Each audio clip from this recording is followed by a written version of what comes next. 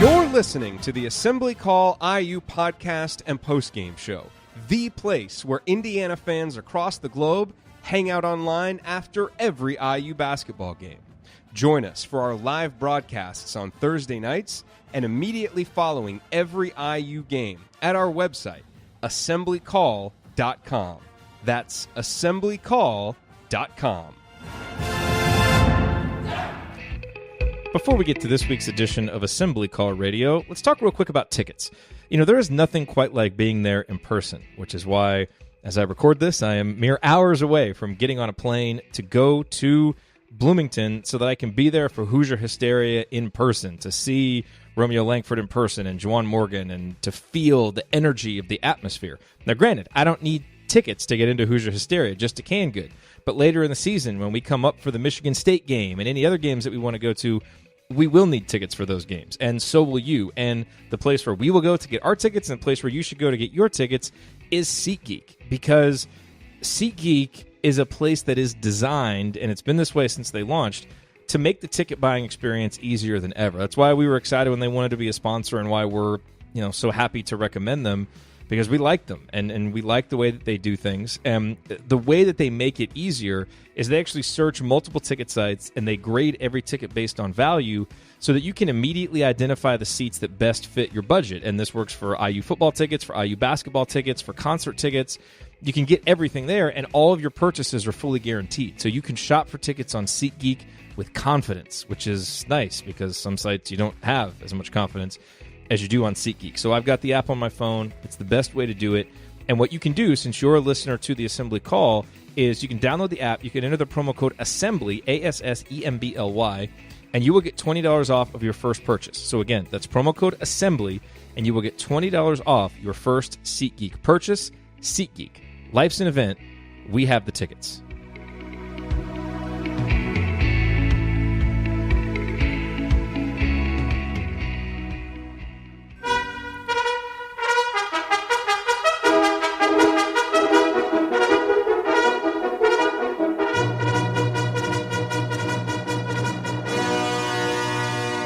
And welcome, Hoosier fans, to this week's edition of Assembly Call Radio, where each week we discuss the most important IU basketball stories from the past 7 days. This is our 95th edition of Assembly Call Radio, and it is our 426th episode overall of the Assembly Call, recorded on the evening of Thursday, September 27th, 2018. I am your host, Jared Morris.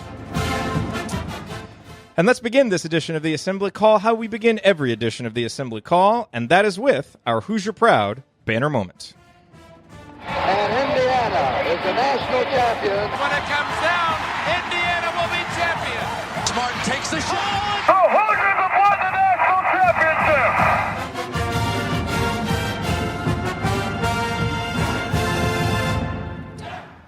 This week's banner moment occurred on Wednesday during IU's Media Day availability, and it has to do with Romeo Langford.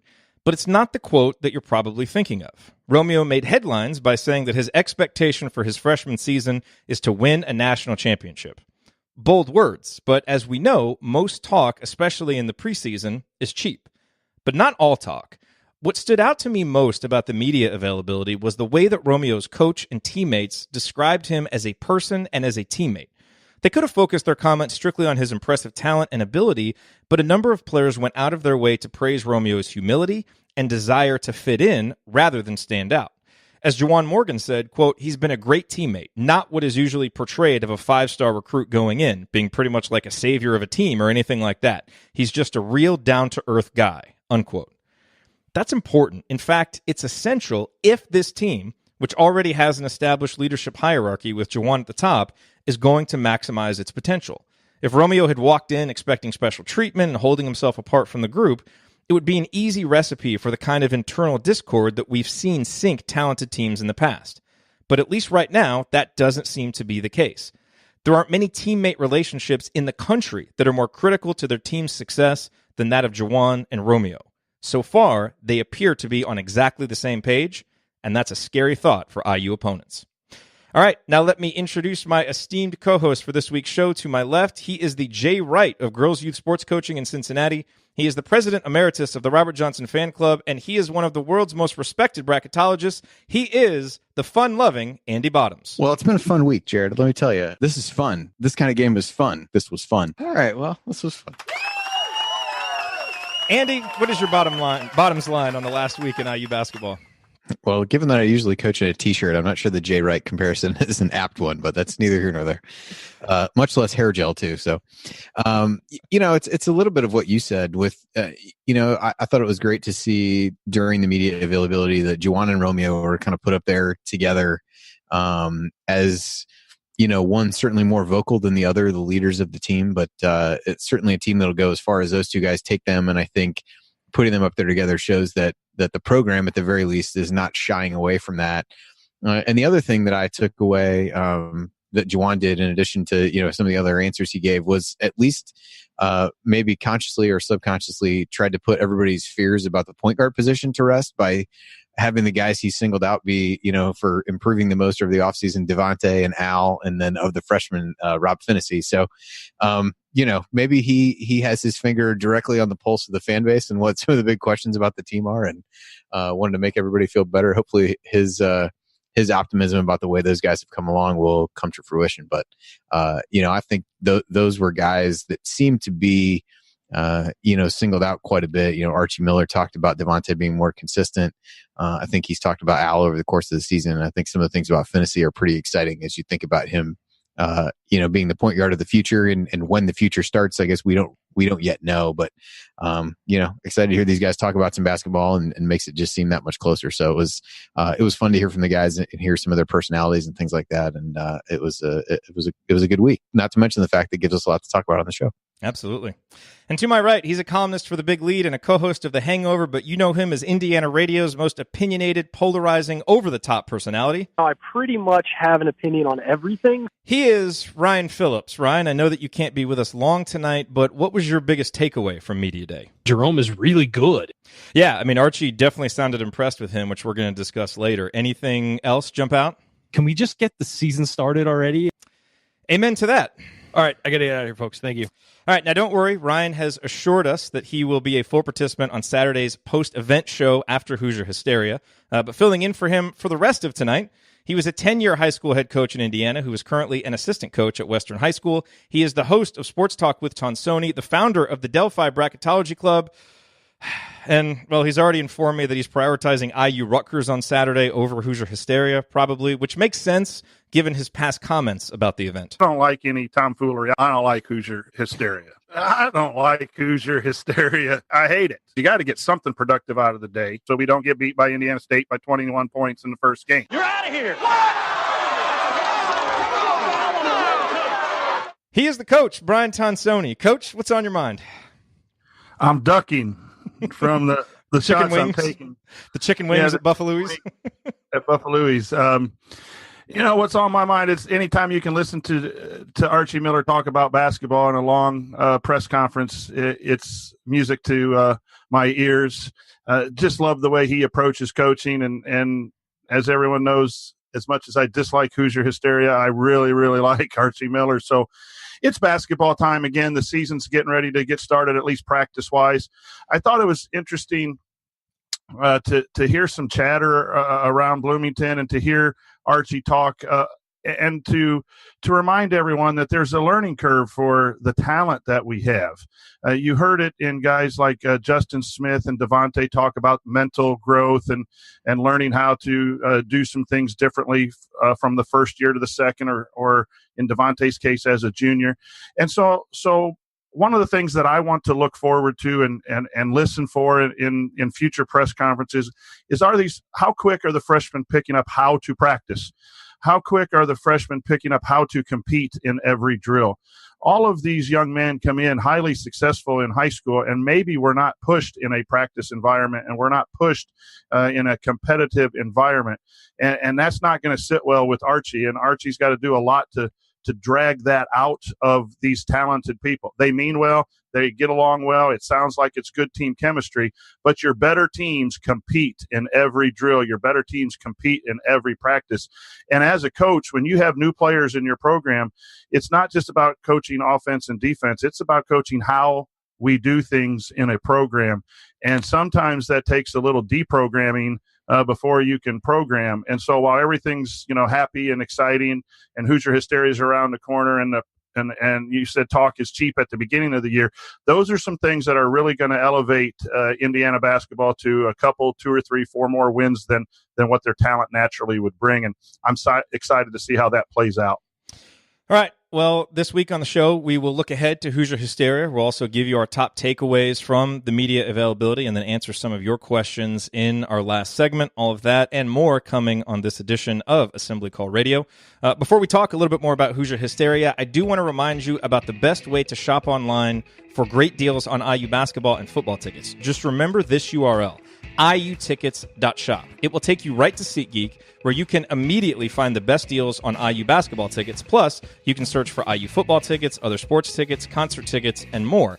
As a bonus, you can use the promo code ASSEMBLY to get $20 back after your first purchase. And when you use that URL, iutickets.shop, we actually get paid a commission for referring you. That's not the way it works. No, Ryan, it is the way it works. I've verified it, and we've actually earned over $100 in commissions already this month. Whatever. It's just so friggin' confusing. It's really not, though. All you have to do is use the URL iutickets.shop to access SeatGeek, and if they end up buying a ticket, the commission goes into our account. Simple, easy. Boom. Over. Done. Exactly. So when you need tickets, visit SeatGeek and use our URL to do it, iutickets.shop. Once again, it is iutickets.shop. Thank you. All right. Before we close out this segment, real quick, guys, just a couple quick reminders. If you're going to Hoosier Hysteria, starts at 4. Doors open at 2 o'clock. Parking lot opens at 12:30. Andy, I know you signed up for the BTN Plus account last night. That's what you need to do if you're going to stream it. Any issues or tips for folks who need to get that? No, I actually got it in time to watch the IU soccer game last night that was called by a former intern of the Assembly Call, Josh Eastern. So got to see an exciting win there. Everything is set to go. Only tip I would give is as you sign up, there's a box that you need to uncheck where it will automatically renew for the next month, because the way that the timeline works out this time, you'll kind of have a month where you'll need it to pay to get Hoosier Hysteria, and then you'll want to fire it back up right around the time of the first exhibition game, and that'll allow you to get that exhibition game and then the UC Davis game, which I believe are the only 2 that are on BTN Plus. So they've managed to finagle it where they get you for 2 months this time, but just make sure you uncheck that so you don't end up paying for a month that you don't need.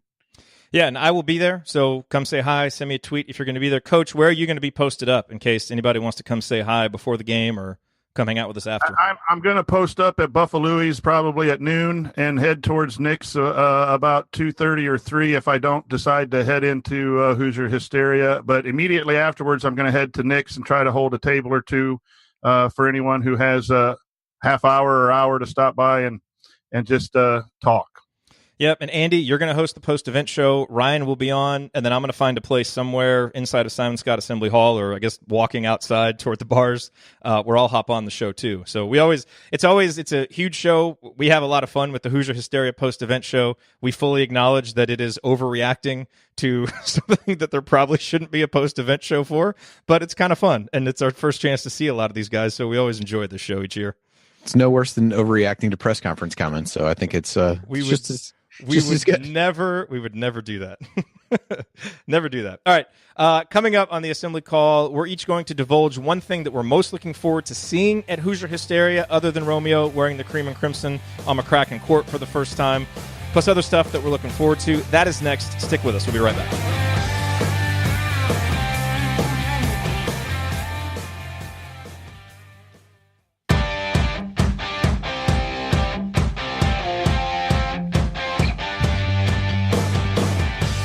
You are listening to the Assembly Call. If you want to watch replays of our show or listen to our daily Banner Morning IU news updates or subscribe to our free IU basketball email newsletter, visit assemblycall.com. I'm Jerod Morris here with Andy Bottoms, the coach Brian Tonsoni, and we're going to talk a little bit about Hoosier Hysteria. Look ahead to the event. It's coming up on Saturday. What we're most looking forward to seeing. Alex Bozich and I had a good conversation about this on Podcast on the Brink. And I thought, he had some really interesting insight about, just being curious about, just kind of seeing Romeo and how he is in that environment, and if he's just having fun and how relaxed he seems. And that was one of the comments that was interesting from Romeo from the media day availability, where he kind of said, like, I don't really feel pressure. I just kind of go out there and do my thing and work hard and play my game. And so I would imagine that he will seem pretty relaxed, and but it'll be interesting to see if the moment at all with all the fans and surely the huge ovation that he gets, if that'll kind of get to him at all in a good way. But Coach, as you look ahead to Hoosier Hysteria, despite all the things that you despise about the event, the tomfoolery and such, what are maybe a couple things, some things that you're really looking forward to seeing, and that you might actually kind of take something from? Because we know most of it you don't want to really take too much out of. Yeah, it does give everyone an opportunity to see the players and look at them physically and see what they look like in uniform. And that sounds a little ridiculous, but that's not. From a coaching standpoint, I was impressed with Durham's arms in the press conference. But you can see some of the maturity, the physical growth of these guys by looking in uniform. And then I'm going to be interested in the post play, because I think that's going to be an interesting rotation all year long. And so when they scrimmage and just the way they move and things, Race Thompson, haven't seen him in a competitive situation. Is Clifton Moore going to be able to do some things? And, a short scrimmage at Hoosier Hysteria is not a defining moment for rotation, but what does Fitzner look like on the floor? So, the guard play is going to be very, very important and fun to watch. I think the post play is going to be very important in determining how high this Indiana team can achieve. You mentioned Race Thompson. I thought it was interesting. Dan Dockich, friend of the show, Dan Dockich, had Archie Miller on, and it was a great conversation. I mean, to me, that's where Dan is at his best, talking coach to coach. I thought he asked some great questions to Archie, and they got on the topic of Race. And Dan said he had happened to see a practice and saw Race last year and was really impressed. And Archie mentioned a couple times how he just loves to mix it up. Kind of a tough guy, not athletic above the rim type, but kind of a tough physical player. And that kind of insight is nice because we haven't really seen Race play, and apparently he's, got a good face-up game. So I think, that'll kind of be interesting to see, because I think there's going to be minutes available, especially early on while Durham recovers, for someone who wants to go down there and do some dirty work. And that's kind of the role that Juwan played his freshman year, and Race might be able to kind of step into that. So I think that'll be interesting to see, if we kind of see any of that at Hoosier Hysteria.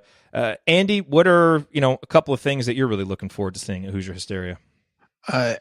First and foremost for me is just to see how Romeo and Juwan play together. I would assume that as they get split up, they'll be on the same side of things. Just kind of seeing how they play off one another and how they're able to set one another up for scoring opportunities. I think that'll be interesting. And then the freshmen in general, it's always a good, this is the first glimpse of seeing them outside of high school, highlight tapes and things like that, and seeing what they really look like at a game. I was intrigued by a lot of the comments that were made about Jake Forrester over the last couple days, and I'm curious to see. I think live wire is the term that Archie used to describe him, and a lot of the guys kind of talked about him being, just the energy he brings, and even he talked about that and just kind of his role on the team. And so he's a guy that I'm curious to see, and Jerome Hunter along some of the same lines. Archie had quite a few good things to say about him. I forget whether it was, which thing it was part of. I think it was the Dockage interview where he said he hadn't been around too many guys that just loved basketball as much as Jerome did. So you definitely, you're starting to see a type of guy that this staff likes to go and get. And if that is anywhere close to true about what he said about Jerome Hunter, then I think he fits that type pretty well. So just to be able to see what he can do and some of that. But yeah, mostly it's to see the freshmen, quite honestly, just to get your first glimpse of them and figure out how a lot of these pieces might fit together, given the depth that has been a big part of the discussion this season. Jerome is really good. Yeah, right. He's Jerome. I was really intrigued by those comments too, by Archie, especially, the other thing that he said about Jerome was that he's shooting a lot better than they expected, which, is good because, we know that's something that Jerome is really going to have to become consistent at in games, to be able to play on the wing. And so that's nice to hear. And just, anytime you hear that about a freshman, that he's got that love for the game, that he's in the gym, just kind of a gym rat like that, that clearly bodes well. I mean, think back to the guys that we've heard that about earlier in their careers, and you think about, Jordan Hulls and Yogi Ferrell and Victor Oladipo and guys like that who, really maximize their abilities. And with the size and the talent that Jerome has, if he's going to be one of those guys who maximizes his abilities, he may not be in Bloomington too long. That's for sure. And I mean that in a good way. You're listening to Assembly Call Radio. I'm Jerod Morris here with Andy Bottoms and the coach, Brian Tonsoni. You guys want to offer up any picks for the dunk and three-point contest? I mean, the easy answers are Justin Smith for the dunk contest and Evan Fitzner for the three-point contest, clearly. So do you have any dark horses, Andy, in either of those contests besides those two guys? Oh boy. I'll say dunk contest. I'll say maybe a dark horse would be Forrester. I think he's pretty athletic. Maybe it's a little bit harder for taller guys to do very well there, but it's hard to know who all is actually participating. So I'll say him. 3-point shooting contest. You can't really call Romeo a dark horse if you're looking for that. So maybe I'll say Demizi would be one if he's involved in it. By the way, Joel in the chat said that he talked to Jake yesterday, and he said he will be the slam dunk champion. Or no, he said he will be in the slam dunk contest. Sorry, I was breaking the wrong kind of news there. He wasn't being boastful. He just said he'll be in the contest. So there you go. At least he'll be in the contest. All right. Well, I'm glad I picked somebody who's actually in it. That's always a good start. That's good. Coach, are you going to boycott this conversation, or do you want to offer some picks? No, I won't boycott. I can participate. I'm going to pick a long shot. I think Zach McRoberts wins the three-point contest if he's involved with it. He's going to show his improved shooting. He's going to need to shoot to solidify some minutes, and no one expects him to win it. And I think he's got the moxie to show up on a night like that and win the thing. The dunk contest, maybe Jerome Hunter. To go against the grain, but the other guys mentioned seem like good choices as well. Yeah, and the other thing to look forward to at Hoosier Hysteria is we've kind of heard that they're going to put a little bit more into it. We kind of heard that there's going to be a bigger budget, try and do it up, do it up right, so to speak. More comparable to how some of the other big schools do it. And one of the things that we learned at the media availability is that they're going to be an elaborate floor projection. And Stu Jackson, tweeted out what that looked like. The Atlanta Hawks, a lot of the NBA teams do it. And so that should be something that's really, really cool. And, the other thing to always look for at Hoosier Hysteria, look, the stuff with the team is awesome. The intros are going to be awesome. We certainly should mention that it's going to be great seeing the women's team hang the WNIT banner. That's going to be really cool because anytime that you hang a well-earned banner, that's obviously what we do all of this for and what the players play for. So all of those things are going to be cool. But let's not forget one of the most important, maybe the most important purpose of Hoosier Hysteria, and that is to be a recruiting event. And so we know that Trace Jackson Davis will be there. We know that Keon Brooks will be there. A lot of the top underclassmen, guys like Christian Lander and Caleb First, and a lot of those guys are going to be there. And we would certainly assume that just like last year when they had, Romeo and Robert Finney and Demizi Anderson and those guys, take the long walk across McCracken Court to their seats, which is kind of the only allowable way by the rules that they can get them recognition because you can't announce them or show them on the video board, anything like that. I would assume, knowing this fan base like I do, that everybody will be quite prepared when they see Keon and when they see Trace, two tall gentlemen that certainly stand out, even with other players there. I think everybody will be ready to give them a big ovation. That's the other thing is, what kind of experience do the recruits have on their official visit? And so I think, Andy, you see, getting the bigger budget, some more bells and whistles to some of us old timers. We might not, it might be a little bit of a whatever in terms of our experience, but that's the kind of stuff that really could go a long way towards selling the experience of Indiana basketball toward the next generation of players who want to be a part of it.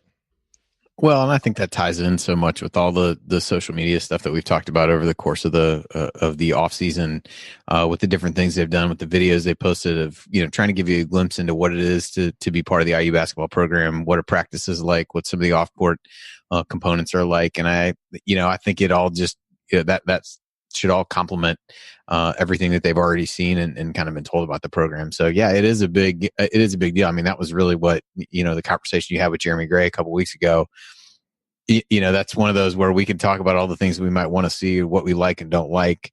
But but you can't really lose sight of that's such a huge part of the recruiting experience, and you don't get too many chances to be able to give those guys a little bit of recognition in as stealth a way as you can, and so it is important for them to really get a feel for the program, and you can do a few more of the bells and whistles in this scenario than you could ever do during a game day. Valerie asked if Trace has taken all of his official visits yet. He hasn't. He took one to UCLA, took one to Iowa. He has another one scheduled for Michigan State. The Wake Forest one I don't believe is going to happen, and then I don't think the Purdue one's going to happen either. So that's why I think you read guys like Rab Johns and Alex Bozich and those folks. Sounds like it's kind of between Indiana and Michigan State. That remains to be seen, but that's kind of the chatter that you hear. And Chad asked if they've announced who's hosting it. I haven't heard who's hosting it. Have you guys heard anything about who's hosting it? I have not. Yeah, I haven't either. So it'll be interesting to see that and to see if anything happens with the locker rooms, because that's the other thing that we've heard. So if there's any type of video presentation or anything like that that kind of shows us the locker rooms, that'll be really interesting to see as well. And I never gave my picks for the dunk contest and the 3-point contest. Coach, your pick of Zach McRoberts was an inspired one for the 3-point contest. I'm gonna go with Demezi though for the 3-point contest, and I've got I watched Demezi's interview or his comments at Media Day availability, and I was really, really impressed by some of the things that he talked about. And so I want to hit those coming up here in the next segment. So we'll tease that there as we move forward. Those of you who are listening on the radio Friday night, you may be switching over now to high school football. So be sure to catch the replay of the show at assemblycall.com. For everyone else, we'll dive fully into our Media Day takeaways, starting with the head coach. And I'll tell you what I thought about Demezi. That's next.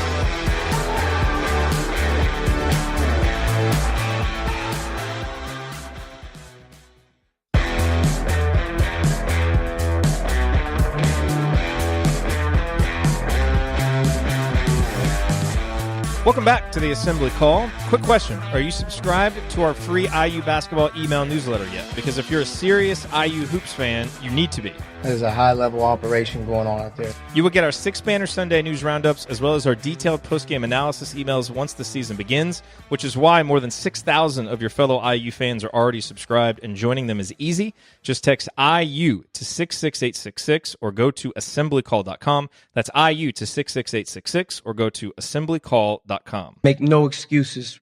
Can we get some basketball, please? Alrighty, back to talking IU basketball. I'm Jerod Morris. I'm here with Andy Bottoms and the coach Brian Tonsoni. Guys, let's talk about Media Day and, all the normal caveats. We don't want to overreact too much to this stuff, but this is what we have to react to now. And I think it is interesting when you hear guys talk and you kind of get some insight. And I think especially when you hear Archie talk, because he does seem like such a straight shooter, and he has this great combination of being succinct and insightful. Like, you really feel like you learn stuff, both good and bad. Like, it actually feels like he'll say what guys are struggling with and say what guys are doing well with. So it feels like a worthwhile investment of time to listen to him. And, you don't always expect the players to give you tons of insight, but I thought we got some. I thought Juwan was really insightful. I thought some of Romeo's comments were. I thought a lot of the guys, and one guy that really stood out to me that I mentioned last segment was Demezi Anderson.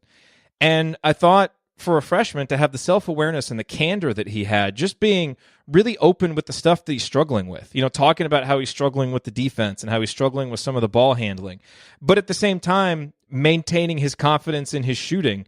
I really appreciated his attitude. And if what he said is kind of a window into his thinking, and he, that was an accurate reflection of the humility that he kind of approaches his business with and the growth of his game with, I think he's got a chance to be a really good player as he gets better and improves on some of those weaknesses. Because, Coach, do you think that would seem to me to be a hard thing about being a freshman when you've been a star and things have not necessarily been easy, but you've maybe had an advantage in terms of athleticism and talent and ability to now go to where you don't and you're at the bottom of the totem pole, being able to be honest with yourself about your weaknesses?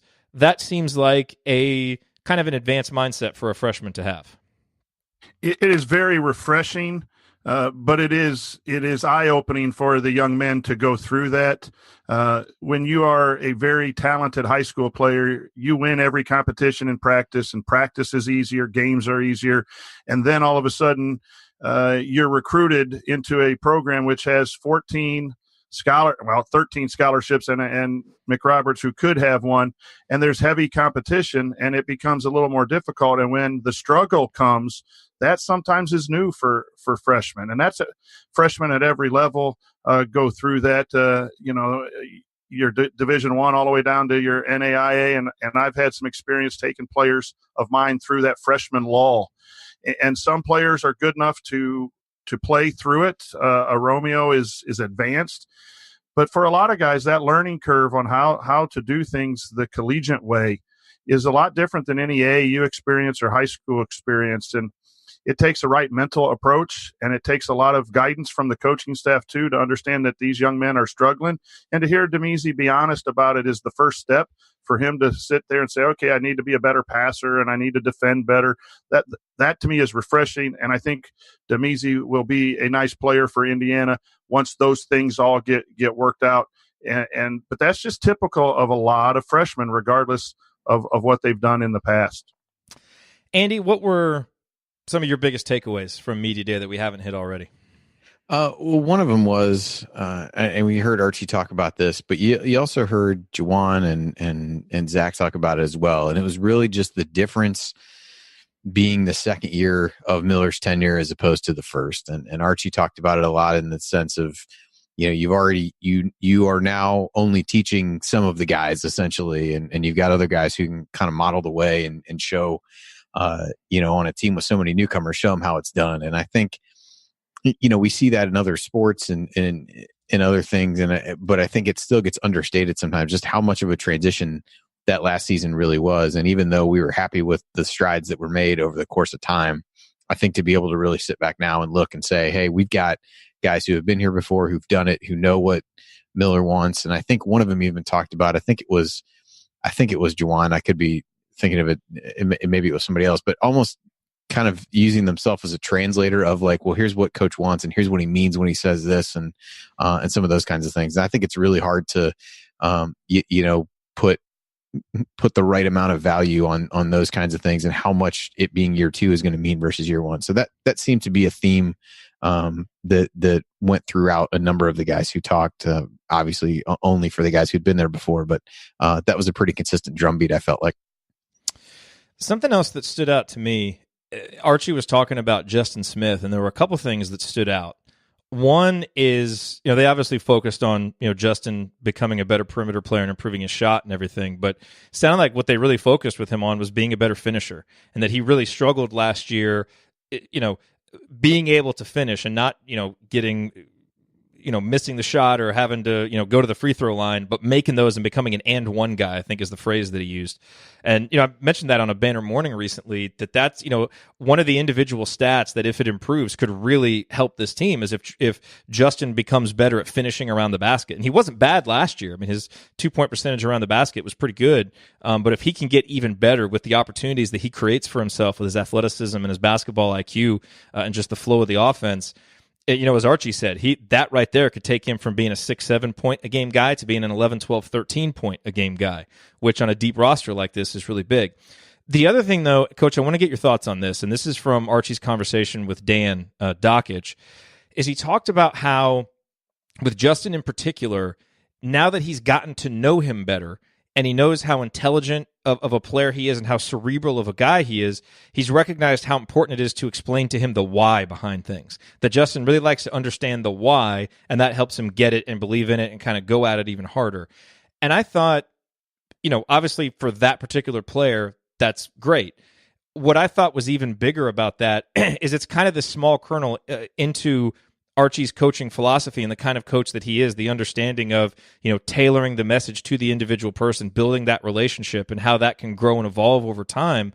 And, if that's happening with Justin, that's obviously going to make him a better player. And if that's happening across the board, that's just going to, help that message sink in better for all of those individual players. And I mean, I thought about using that as my banner moment, because to me, when you have a coach that understands that and does that, that shows me a guy that's kind of at that next level of being able to build relationships with players and being able to impact them in a really profound way. Yeah, I think great leadership understands the assets that they have to use. And in this situation, as coaches, our assets are the players in our program. And everyone is motivated a little bit differently. Everyone has that fire at different levels. And it sounds, I was really impressed with Justin's interview on Media Day as well. And then I also listened to the dockage segment with Archie. But that is really impressive too. And it sounds easy to get to know your players, but with all the things that are going on in a collegiate program, that has to be something that is scheduled and a big part of your philosophy, because it can get lost in scheduling practice, doing media, doing alumni stuff. And especially when you're the top guy, that part can't be delegated very well, because you are the decision maker and you got the playing time in your hands. But again, to understand that Justin likes to know the why, and then providing him the why, and understanding then what Romeo might need, and it might be a whole different set. That's another plus and check mark for the Archie Miller fan club. And there are other coaches that do that, but I really think Archie has a good handle on that. And that comment on the Docket Show just demonstrates that. I have a mad crush on Archie Miller. And do you have your Archie Miller Halloween costume all ready to go yet, Coach? Oh, I wish. I don't think they make it my size. You know, he's a point guard, and I'm a defensive tackle. You're listening to Assembly Call Radio. I'm Jerod Morris. I'm here with the coach, Brian Tonsoni, and Andy Bottoms. We're giving our takeaways from Media Day. Let's talk a little bit about Evan Fitzner. So many takeaways about Evan Fitzner since he joined the team. We've heard a lot of comments about his shooting. I thought it was really interesting. He talked about how he feels pretty comfortable with the defense, and that the fact that he's an experienced guy, even though he didn't play the pack line at St. Mary's, a lot of the basic principles are still pretty similar. And as he said, a lot of defense is just playing hard, and if you play hard and you want to, that can help you make up for things. But it sounds like, look, we know he's going to have a big impact offensively. That is clear because of his shooting. The question is on the defensive end, and he made mention about how he really wants to come in and be a good rebounder, and that he's seeming comfortable with the defense. So it's just preseason talk, but that's at least good to hear. Takeaways that you had about Evan from Media Day, Andy? Well, I think it was Duran who described Evan's postgame as majestic. I believe that term was thrown out. Although I liked Fitzner's response to having heard that, and he's like, "Well, I'd kind of like to be known a little more like tougher or something like that."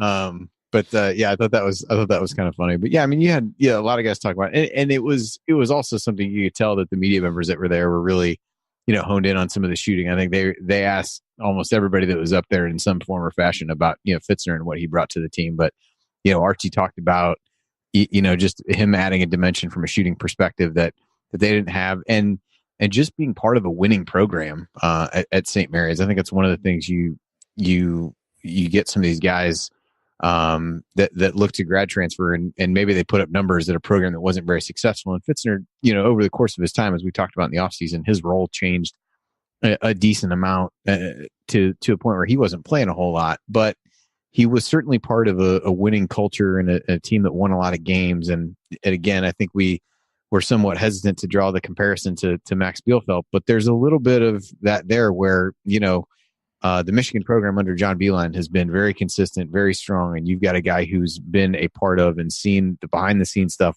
of what works, what doesn't work.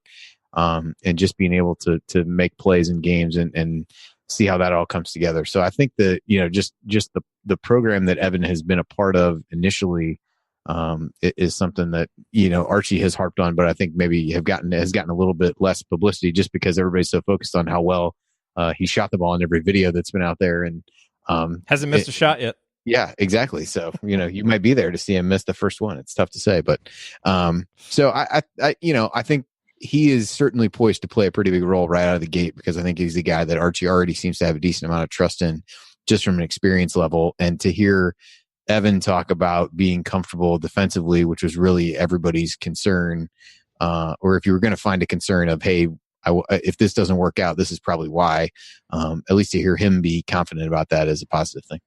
By the way, we just want to prepare you all once Ryan gets back. Two things that you really need to be prepared for this season. One is being told about that he discovered Jerome Hunter as Jerome Hunter continues to evolve. And the other one is being reminded about this whenever Evan Fitzner comes up. San Diego guy. Because he is from San Diego. So you will definitely hear a lot of that. Coach, what other takeaways? We talked a little bit about Romeo and the banner moment. I thought the other thing that was interesting was Archie talking about just his athletic ability and kind of how he's just on another level athletically. If he was a football player, he'd be Randy Moss. If he was a track athlete, he'd be Usain Bolt. Some coaches say that. You just kind of think it's hyperbole. Archie's not necessarily a guy prone to a lot of hyperbole. So, I thought that was those were some interesting comparisons. You talk about some crazy player comps, but it kind of gives you a window into the pure athletic talent that Romeo has. Yeah, I think he's very happy with Romeo when it comes game time. But behind the scenes, when he said something about he's not a display your skill guy or your drill guy, there was a comment in one of either the media or the Dan Dockett show. That's behind the scenes coaching. Is like, yeah, he's a gamer, which means he needs to step up his practice. And that's I love the coach decoding that you provide for us here. Yeah, that's kind of throwing out there that Romeo's good, but you can't go Allen Iverson. Practice? Talking about practice? And I'm not saying that by any means that's the level of that Romeo's at, but that goes back to that freshman question that you asked earlier too, is no matter if you're good, marginal, whatever, the next level is a learning procedure, even for 5-star athletes. And I think you've seen some of that in other programs with the massive amounts of one and done. They're able to win on talent, but there's some things that they don't do very well that cost them at times throughout the season. And I think that was just a little bit, I don't know. I don't know if that was a shot across the bow a little bit or, but he said that a lot about you get to see these guys in 5-on-5 and you get to see these guys in drills over the summer. And I bet you practice is going to be a knockdown drag out here starting on October 1st, because I think Archie wants a little bit more toughness out of the talent that they have because he believes in them, number one, and he believes he has a good squad. And coaches, you can't like your team until the end of the season. And sometimes you got to be tougher on teams that you're really excited about to make sure that there's no lag and no just resting on laurels. And I trust Archie to really bark at him enough to get the most out of him. And that's not a conscious choice by these young guys. That's just a lack of really understanding. And that's where Juwan and Fitzner come in, and even Devontae saying, this is how we do things here. And Zach. And we're going to do it. And Zach. And we're going to do it that way. And it does sound like that camaraderie's there where the young guys will say, okay, I get it. And I fully believe that Indiana will get that going. But I get the sense that Archie has a game plan to toughen this group up for the dog mentality that Archie likes in his teams. And I've heard Juwan mention Yogi several times. And, it kind of sounds like he's modeling how he wants to be as a senior off of what he saw Yogi do, when he was coming in as a young player. And obviously Yogi is a guy who struggled with leadership early in his career, but really, I think, fully embraced the role as a senior and was a big part of the reason why that team succeeded. And so I think having a guy like Juwan to kind of be right there with him, challenging the guys, and that, knows what Archie wants, I think will be really good. Andy, go ahead.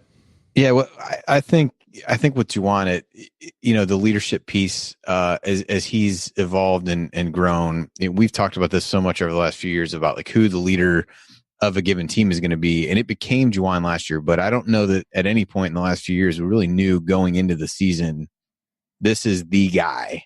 And I think Juwan has made no bones about it and really embraced that he is the guy. And yeah, he and Romeo are going to, share the spotlight and do that. But I think he's going to be the one that does the talking. And Romeo has even kind of said by his own admission, he's more of a, lead by example type guy. But Juwan is going to be the vocal guy, and how he talked about, hey, I'm going to go guard this guy in practice and make this guy guard me and toughen him up and make him better. And even just what I think somebody asked him about his, kind of what he wanted his legacy to be or something like that. And he said, wanting to be a guy that other people wanted to play with, that was tough to play against, and they wanted on their side and things like that. And he's probably not thinking too much right now about, hey, this is the last year. That seems like a long way off than the last, when his last game will be. But I definitely think that will go a long way towards sorting things out with the team, because you know who the guy is, you know who the who's got the keys to the car, and then everything else hopefully will fall in line behind that. Early April. He's got until early April, so plenty of time. Plenty of time. Anything else that we haven't covered that you guys wanted to get in on Media Day takeaways?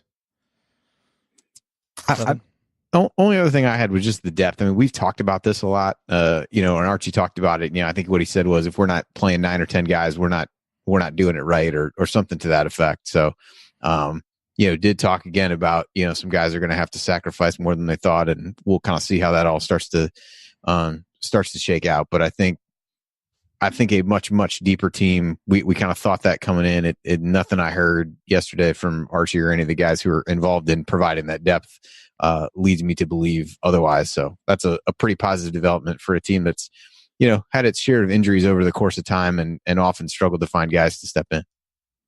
Hop in, Coach. Just a little coach decoding on the 9-10 depth thing too.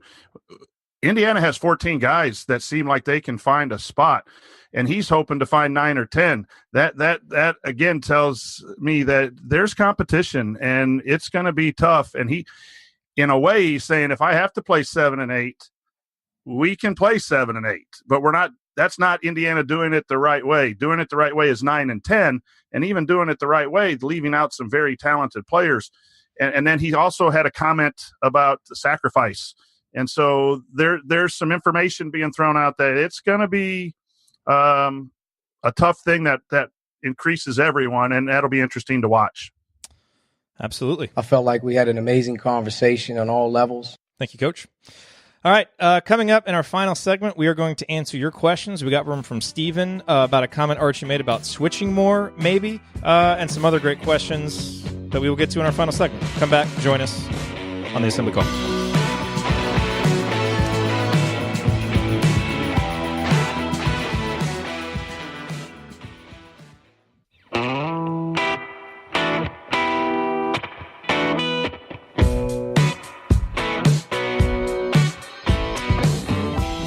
You are listening to the Assembly Call. We are wrapping up another week of talking IU basketball. I'm Jerod Morris. I'm here with Andy Bottoms and the coach Brian Tonsoni. We've been looking ahead to Hoosier Hysteria, reacting to Media Day, and in this segment we'll answer some of your questions. You can always ask us a question on Twitter at Assembly Call, or if you want to leave us a voicemail with a question during the week, the number is 317-762-6253. That's 317-ROB-MAKE, R-O-B-M-A-K-E, if it's easier for you to remember that way.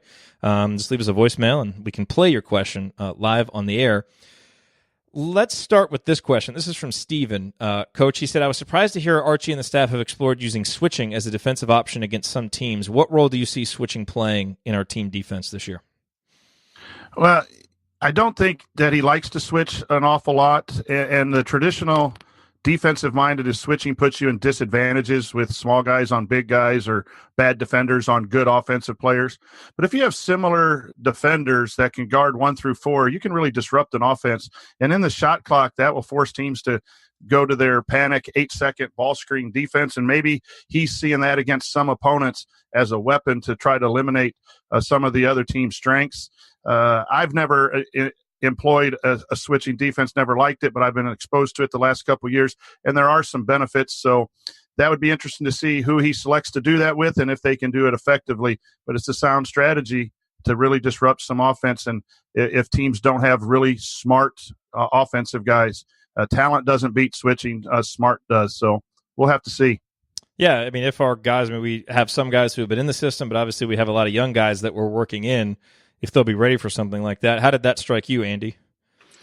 Well, I think, you look at this roster and some of the, I think you brought this up on a banner morning earlier in the week, just kind of the overall increase in height, where you've got a bunch of these guys in the 6'5" to 6'7" range now. And I think that provides you some opportunities to switch out front. To Coach's point, you got to be careful with that, because you don't know, you get somebody on the wrong guy and you end up getting, taken inside where you don't want to. But I think it does give some flexibility, if nothing else. I definitely got the impression from one of Archie's comments, because somebody asked him about it, that it was definitely not his preference. But I think he's, willing to look at how that can be beneficial and disruptive. But I think his initial reaction to that question was kind of like, I don't really like to do that. But but it's good to have the option. It's never a bad thing to be able to give somebody different looks and things like that, depending on what combinations you got on the floor. Like, can you imagine if you get like Romeo, Justin, Jerome, Juwan, and like Jake or Race out there? You just got like everybody's between like 6'6" and 6'8" and a good athlete. Yep. I mean, might struggle getting the ball up the court, but the defensive potential is pretty impressive. Exactly. Okay, so Joel said, which player had the most impressive media day? He says, if Al Durham isn't on the list, I will consider unfollowing. And he signed it, the president of the Al Durham fan club. So if you're looking to become the president of the Al Durham fan club, that has been filled by Joel. So no one else try it. Coach, Andy, did anything else stand out about, we've all been very impressed, I think, with Al, his energy, his personality. I think some of the natural leadership abilities that he has, which, it's always impressive when you can notice that in a freshman. And I think we did a little bit last year, and you would expect that to evolve more now as he gets older and more established in the program. Anything stand out? I guess, Andy, we'll start with you. Anything else stand out from Al's comments? I mean, he talked about really trying to work on his shot, which I think is probably what most people would say was the biggest area of potential improvement for him. He's another guy in that kind of 6'4" range, really long arms, can be disruptive defensively. And so I think it's just a matter of him being a more consistent threat on the offensive end. He was another one of those guys we talk about, the team struggled to shoot the ball. He was another guy that defenses were willing to leave open. If he can make them pay for that, attack some of those closeouts with the way that he can put the ball on the floor and some of those floaters he can make in the lane. He's got a chance to, on a team with not a lot of true guards on it.